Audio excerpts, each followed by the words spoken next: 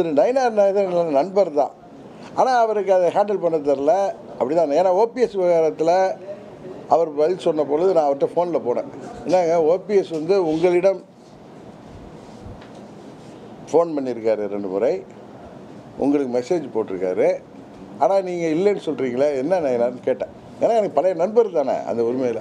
இல்லைண்ணா அப்படி இல்லைனாரு. ஓபிஎஸ் வேறு வழி இல்லாமல் அந்த ஃபோன் கால்ஸை விட வேண்டிய நயினார் தான் அதுக்கு காரணம். என்னிடம் கேட்டிருந்தால் சொன்ன பதில் ஒரு ஆணவமான பதிலாகத்தான் தெரியுது. சில மன வருத்தங்கள் கூட ஏற்பட்டிருக்கலாம். ஆனால் அதையெல்லாம் எங்களுடைய அகில இந்திய தலைமையோடு பேசி கூட தீர்த்திருக்கலாம். இல்லை என்றாலும் பரவாயில்லை, இன்னும் காலம் இருக்கிறது.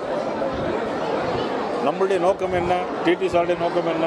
திமுக ஆட்சி வரக்கூடாது. எங்களுடைய நோக்கம் என்ன? திமுக ஆட்சி வரக்கூடாது. அப்போ ஒருமித்த கருத்து உள்ளவரை ஒன்றாக சேர்ந்தால் அவருடைய லட்சியங்கள் நிறைவேறும். இதை தவிர்த்து விட்டு சூழ்நிலை காரணமாக இப்போ வெளியேறிவிட்டால் அதற்கு நான் பொறுப்பாக முடியும். நான் இப்பொழுதுதான் மாநில தலைவராக 4 மாதங்கள் கட்சியை பலப்படுத்துகின்ற நிகழ்வில் கலந்து கொண்டிருக்கிறேன். பழனிசாமி தான் எங்கள் கூட்டணி தலைவர். அவர் எடுக்கின்ற முடிவு தான் எங்கள் முடிவுன்னு பேசுறதுக்கு அப்புறம் அங்கு நாங்கள் இருக்க முடியுமா? நயினார் நாகேந்திரன் திட்டமிட்டு நாங்கள் வெளியேற வேண்டும் என்று செயல்பட்டிருக்கிறார். அதனால தான் நேற்று அவர் பேசிய பேட்டியில் நாங்கள் பேச தயார்.